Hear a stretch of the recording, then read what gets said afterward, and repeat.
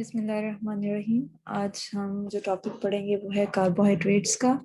Carbohydrates को पढ़ने से पहले आपको पता होना चाहिए कि कार्बोहाइड्रेट जो हैं हमारी, अगर हम रोजमर्रा की जिंदगी में देखें तो कार्बोहाइड्रेट जो हैं वो कहाँ कहाँ इस्तेमाल हो रहे हैं, किस किस चीज़ में मौजूद होते हैं। तो कार्बोहाइड्रेट जो हैं वो मौजूद होते हैं फ्रूट्स के अंदर, शहद के अंदर, दूध के अंदर और बहुत सारी दूसरी चीजें हैं। स्टार्च है, कॉर्न सूप है यानी मकई का जो है उसके अंदर मौजूद होते हैं, कॉर्न सिरप के अंदर। तो ये सारी जो हैं इसकी रोजमर्रा की मिसालें हैं। जो ग्लूकोज है वो इन चीजों में मौजूद होता है, फ्रुक्टोज इनमें, गैलेक्टोज इनमें। तो ये क्या है कि ये सारी जो हैं इसकी जो हैं वो एग्जांपल्स हैं। ये जो हैं कार्बोहाइड्रेट की ये सारी एग्जांपल हैं, glucose, fructose, galactose, maltose, sucrose, lactose. ठीक है, तो ये सारी क्या हैं इसकी एग्जांपल्स हैं। Carbohydrates क्या होते हैं? The definition of the carbohydrate is given as carbohydrates are polyhydroxy aldehyde और ketones। polyhydroxy का क्या मतलब है कि इसके अंदर क्या होगा, हाइड्रोक्सल ग्रुप होगा। हाइड्रोक्सल ग्रुप क्या होता है? OH ग्रुप को कहते हैं हाइड्रोक्सल ग्रुप। OH ग्रुप को क्या कहते हैं? Hydroxyl group. Aldehyde and ketones. अब एल्डिहाइड और कीटोन क्या होते हैं? एल्डिहाइड और कीटोन बेसिकली ये कार्बोनाइल ग्रुप से बनते हैं। कार्बोनाइल ग्रुप क्या है? ये फंक्शनल ग्रुप है। इसके आगे दो दो फॉर्म्स हैं, एक है एल्डिहाइड और एक है कीटोन। एल्डिहाइड का क्या मतलब है कि इसकी एक तरफ कार्बन होगा और एक तरफ एक तरफ आर ग्रुप होगा और एक हाइड्रोजन होगा। तो जब भी एक तरफ हाइड्रोजन प्रेजेंट होगा तो हम क्या बोलेंगे कि ये क्या है? एल्डिहाइड ग्रुप है। कार्बन के एक तरफ है हाइड्रोजन और दूसरी तरफ क्या है? आर ग्रुप है। लेकिन कीटोन के अंदर क्या होता है कि दोनों तरफ क्या लगे होते हैं? आर ग्रुप लगे होते हैं। तो एल्डिहाइड में एक तरफ क्या होता है? हाइड्रोजन, और कीटोन के अंदर क्या होता है? दोनों तरफ आर ग्रुप होते हैं। अब ये जो आर ग्रुप है, या ये हाइड्रोजन भी हो सकता है, ये मिथाइल भी हो सकता है, ये इथाइल भी हो सकता है। ये आगे डिटेल आप पढ़ेंगे कि ये क्या चीजें हैं। तो ये क्या है कि हाइड्रोजन जो है ये जो है ये पहचान है एल्डिहाइड ग्रुप की। ये बात आपने याद रखनी है।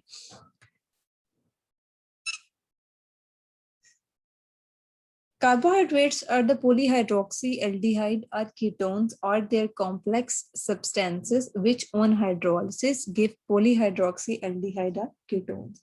कार्बोहाइड्रेट जो हैं या तो polyhydroxyaldehyde या कीटोन हैं या फिर उनकी पेचीदा, ऐसी पेचीदा चीजें हैं जिनकी हाइड्रोलिसिस यानी तोड़ फोड़ के बाद पोलीहाइड्रोक्सी एल्डिहाइड या कीटोन हासिल हो जाए। या तो क्या होंगे? ये पोलीहाइड्रोक्सी एल्डिहाइड या कीटोन होंगे, या फिर ऐसी पेचीदा चीजें जिनकी तोड़फोड़ के बाद हमें क्या मिल जाएंगे?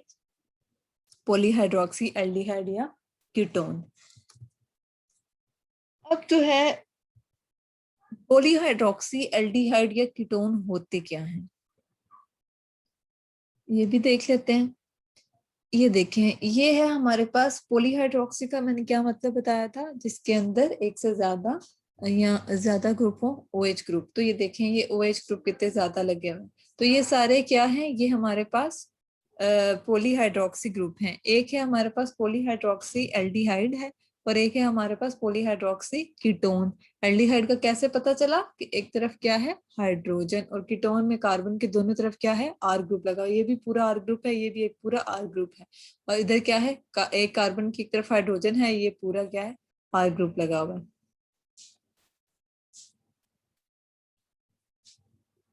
The carbohydrates are the organic compounds. They are made up of carbon, hydrogen, oxygen. The literally meaning of carbohydrate are the hydrated carbon, also called sugars. अब ऑर्गेनिक कंपाउंड्स क्या होते हैं? ऑर्गेनिक कंपाउंड्स ऐसे कंपाउंड हैं जिसके अंदर क्या मौजूद होता है? हाइड्रो कार्बन मौजूद होता है। ठीक है, ऑर्गेनिक कंपाउंड ऐसे हैं दैट मस्ट कंटेन कार्बन, जिसके अंदर कार्बन जो लाजमी तौर पे मौजूद होता है। इसके अलावा इसके अंदर ऑक्सीजन, सल्फर या फिर फास्फोरस भी मौजूद हो सकते हैं। और इनऑर्गेनिक कंपाउंड क्या होता है? जिसके अंदर कार्बन होना जरूरी नहीं है। ऑर्गेनिक कंपाउंड के अंदर कार्बन होना लाजमी है और इनऑर्गेनिक कंपाउंड के अंदर कार्बन होना जरूरी नहीं है। The carbohydrate are organic compounds. They are made up of carbon, hydrogen, oxygen. अब ये किससे मिलके बनते हैं? जैसे मैंने आपको बताया, कार्बन, हाइड्रोजन और ऑक्सीजन से मिलके बनते हैं. The literally meaning of carbohydrate are the hydrated carbon. इनको क्या कहते हैं? Hydrated carbon. का क्या मतलब है? हाइड्रेटेड मतलब कि वाटर, जिसके अंदर पानी मौजूद हो या OH ग्रुप लगा हो. Carbohydrate also called as sugar. ठीक है, जैसे हमारे पास ये शुगर के पेशेंट आते हैं, आपको पता है, तो उनमें क्या होता है, उनमें ग्लूकोज जो है वो एब्जॉर्ब नहीं होती, यानी जज़ब नहीं, उनकी जिस्म को ग्लूकोज से तवानाई नहीं मिल रही होती.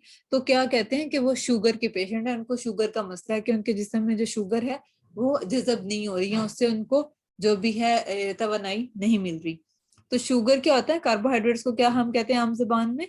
शुगर. जो फ्रुक्टोज है, चीनी है, फ्रुक्टोज प्योर चीनी नहीं होती, ये इसकी एक और फॉर्म है. ठीक है, तो वो क्या होता है कि वो भी मीठी होती है, उसको क्या कहते हैं? शुगर कहते हैं. तो क्या है कि कार्बोहाइड्रेट को आम जुबान में शुगर कहते हैं. एज द कार्बोहाइड्रेट, नेक्स्ट है उसका general formula. As the carbohydrate are hydrated carbon, so the number of water molecules attached to the carbon are equal in number to the number of carbon atoms. तो कहते हैं, इसको हमने क्या कहा था? Hydrated carbon. इसका क्या मतलब हुआ कि इसके अंदर जो जितने नंबर ऑफ वाटर मॉलिक्यूल्स हैं, जितने इसके अंदर पानी के मॉलिक्यूल हैं, उतने ही इसके अंदर कार्बन है. समझ आ गई? जितने इसके अंदर कार्बन होंगे उतने ही इसके अंदर वाटर के मॉलिक्यूल्स होंगे, यानी पानी उतना ही मौजूद होगा जितना इसके अंदर कार्बन है. Thus the general formula is given as CnH2O and here n is the whole number. अब whole number क्या होता है? ये 0 से लेके 0, 1, 2, 3 अप टू इंफिनिटी तक ये पूरी गिनती है. ठीक है, 0 से लेके आगे कोई भी नंबर हो सकता है, 0, 1, 2, 3. ठीक है, नेक्स्ट है exception to the general formula and definition. अब ये कह रहे हैं जनरली तो यही इसका आमतौर पर फार्मूला होता है, यही इसका जो है वो जनरल फार्मूला है. लेकिन कुछ ऐसे हैं जो कि कार्बोहाइड्रेट है, लेकिन उसके अंदर ये जनरल फार्मूला या तो ये नहीं है, या फिर जिनके अंदर ये वाला फार्मूला है पर वो कार्बोहाइड्रेट नहीं है. ये पढ़ती हूँ फिर आपको समझ आ जाएगा. There are some such carbohydrate which contain the nitrogen, phosphorus or sulfur also in addition to carbon. क्या कह रहे हैं? कुछ ऐसे भी कार्बोहाइड्रेट हैं जिनके अंदर नाइट्रोजन, फास्फोरस और सल्फर भी मौजूद होती है, कार्बन मौजूद होने के साथ साथ, यानी कार्बन भी होगा और साथ ये वाले भी एटम मौजूद होंगे. Ramnose has a formula of C6H12O5. अब क्या है? ये इसकी एक्सेप्शन है. देखिए इस फॉर्मूला को अगर हम देखें तो इसमें अगर कार्बन एक है तो हाइड्रोजन क्या है? 2 है और ऑक्सीजन भी 1 है. तो इसका मतलब ये है कि अगर कार्बन 6 हो तो ये क्या होना चाहिए? डबल, यानी 6 को 2 से मल्टीप्लाई करें तो क्या आ जाता है? 12. तो हाइड्रोजन होना चाहिए 12 और ऑक्सीजन भी क्या होना चाहिए? 6. जितने कार्बन उतने ही ऑक्सीजन और हाइड्रोजन उसके डबल. लेकिन इधर क्या हुआ? कार्बन तो 6 है, हाइड्रोजन भी 12 है, लेकिन ऑक्सीजन क्या है? 5. ये कितने होने चाहिए थे? 6. तब ये एक ट्रू कार्बोहाइड्रेट बनता. लेकिन ये फार्मूला इसके अकॉर्डिंग नहीं है.